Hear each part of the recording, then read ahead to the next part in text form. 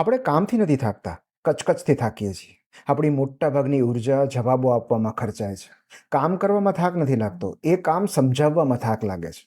કેમ કર્યું, કેટલું કર્યું, શું કામ કર્યું, આમ કેમ ન કર્યું, એ પ્રશ્નો આપણને થકવી નાખે છે. જો આપણે શાંતિ અને એકાગ્રતાથી કોઈ કામ કરીએ તો એવા કામથી ભાગ્યે જ થાક લાગે છે. આપણે થાકી જઈએ છીએ એટેન્શન આપીને. આપણે જેને થાક કહીએ છીએ એ વર્ક ફટીક કરતાં એટેન્શન ફટીક વધારે હોય છે. કારણ કે જ્યારે જ્યારે આપણું ધ્યાન ભટકે છે, આપણી ઉર્જા લીક થાય છે. 10 અલગ અલગ બાબતો મનમાં ચાલતી હોય, સતત કોઈના ફોન કે નોટિફિકેશન્સ આવ્યા કરે, વચ્ચે વચ્ચે કોઈ ડિસ્ટ્રેક્ટ કર્યા કરે અથવા મલ્ટીટાસ્કિંગ ચાલતું હોય, ત્યારે સૌથી વધારે થાક લાગે છે.